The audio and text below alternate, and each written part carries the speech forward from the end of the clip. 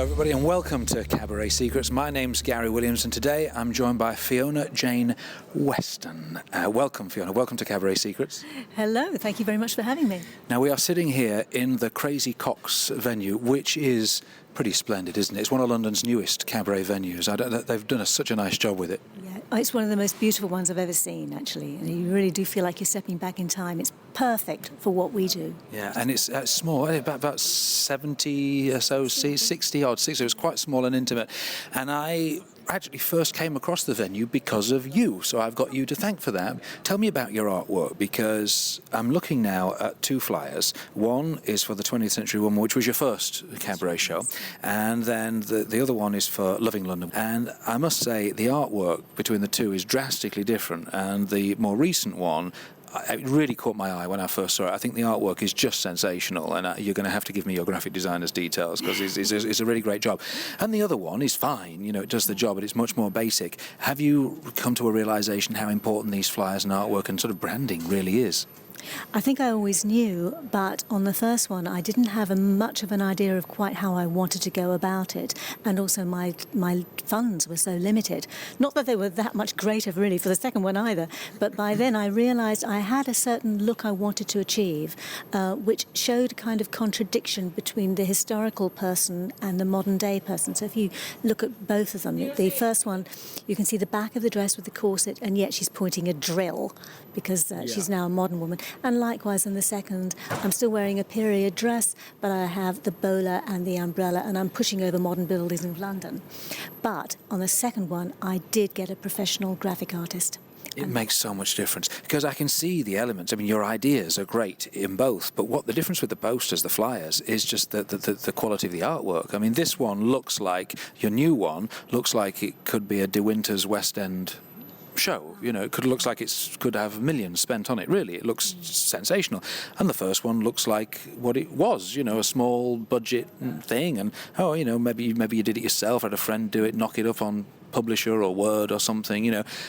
Sorry, I hope I'm not offending. But it does look very basic. Yes. And but this one, you know, it is important, is it, to get the branding right and the publicity right for a show? Because if we could have a wonderful show, but if nobody's there to come and see it. That's absolutely right. That really is one of the most important things about it, because there is so much competition, especially in London, for people to come and see something. And especially if you're going to be charging ticket prices, which of course you are, because you've got to make a living, then really, how do you make yours stand out? You've got to have something that makes people look at what you've done. Have something intriguing, have something interesting and eye-catching. And I just didn't have either the time or the money or the funds or even the knowledge of how to make this work on artwork. So I was in fact extremely pleased. You also, another string to your bow is that you review cabaret. Yes, I do. Yes. So I've got to be ever so nice to you. What would you like to drink? You think that? Because I should mention full disclosure. So we're here tonight at the Crazy Coqs because I'm going to be doing a show tonight, and you're here reviewing me. I'm always very nervous when people are in review. So tell me, it's interesting for people listening to this, because we all want to get reviewers in, which is hard anyway, you know, because there aren't many people reviewing cabaret, and they're always in demand. And of course, we want to, we want them to like the show. Now, that's one thing. What I'm really interested in is, how do we get people like you in to come and see the show? Is that just as simple as having good artwork as well? What catches your eye? Because you must have lots of opportunity to see lots of different things. How do you choose?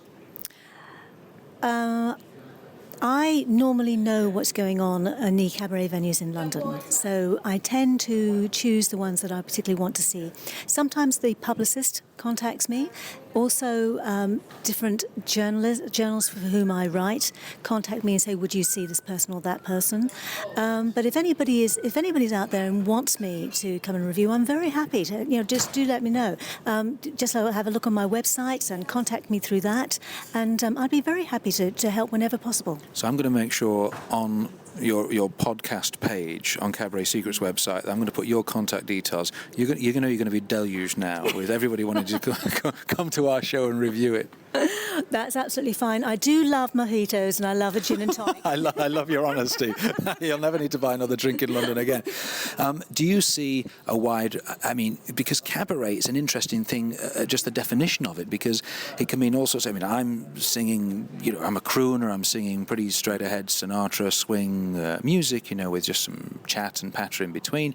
But cabaret can also mean someone that's a snake charmer or that does a performance piece with a toilet or something, right? Yeah. If you want to see the range, just go to the Edinburgh Festival one year, and there's all sorts of... How do you critique such a wide range of... Because you can't like it all personally. No, I don't like all of it personally, actually, and I think that's very true. And I think it's important as a critic that it's not a case of does it appeal to my taste, it's a case of is it being well done within the genre that it is doing. And I think that you've really got to be very disciplined about that and always be absolutely, totally fair on that. I think what makes cabaret, if there's one thing that it should have, that they all have in common, is that you need to have some kind of direct engagement with the audience that is, how do I put this? The connection is very real. It's a very immediate thing, and it's very personal. There's a word I use in the book, I called a chapter, be sincere. Yes, it is about being sincere, but it's also about having a real relationship with that audience in a way that you wouldn't if you were in, say, for example, a musical theatre piece where the fourth wall is there. The fourth wall. It's an important thing, isn't it, in what we do? Yes. In fact, that we don't want one. Yes, exactly. And that actually can be very difficult for people who are brought up in the theatre to come to terms with. So people who are used to working with character and being in the living room of the character, or so to speak, so that they're not actually seeing the audience and the audience actually isn't there. I like that phrase, the living room of the character. I never heard that before. But that's true. That's what they're trained to do, isn't it? Yes. For years. And then they come into a cabaret environment and it's the opposite. Yes, exactly. And this is where you're actually seeing the whites of their eyes, and you want to see the whites of their eyes. And they can see the whites of our eyes as well looking on, and it's terrifying. Yeah, absolutely. It's a different way of actually engaging with that audience. If that isn't there, then what you're doing is you're giving a variety show or you're giving a concert perhaps, but you're not really giving a cabaret as such. Yeah. And do you think that people can do both? Do you think you can have a seasoned musical theatre performer can easily slip into a cabaret mode? I don't say that it's easy, but yes, certainly. I mean, some really wonderful musical theatre people can Liz Calloway, for example, and her sister, Anne Hampton Calloway, they're good examples. Very good, and also Maria Friedman. And Elaine Stritch, I think, was sensational. And Barbara Cook, one of the best. Yes. No, I don't say it's impossible at all, but it is another way of thinking and another way of presenting the material too. Nothing too frenetic, nothing too elaborate in your choreography, because in fact, A, you're going to be restricted by space, but also too, it can alienate in a way that it wouldn't in the theatre. Which is great news for me, since I can't move to save my life. So that's probably why I'm doing this and not in musical theatre. So anything else, we're almost out of time, anything else that you would want to share with people coming in or putting a show together that might be useful? I'm looking for some pearl of advice, pearl of wisdom. Okay. I didn't want to put you on the spot, really, but I know you've got one there somewhere. Focus on what makes you unique. I would say find something about yourself. Think about what you have to offer that's nobody else is quite like you, so that it becomes less of a competitive activity and more about just sharing something with the audience that you have there. And actually, the audience will respond to that. Even if they've heard your songs a million times, they will respond to the unique you that is coming forward. Find out what that is, use it, market it, develop it, grow with it, and love it. Wonderful advice. Thank you so much for talking to us on Cabaret Secrets, and good luck with your shows. Thank you, and good luck with you, especially tonight. I'm waiting for this review. Thank you for listening to this Cabaret Secrets podcast. If you've got any comments or questions, please visit cabaretsecrets.com, where you'll also find details of the Cabaret Secrets book, an indispensable guide on how to create your own show, travel the world, and get paid to do what you love.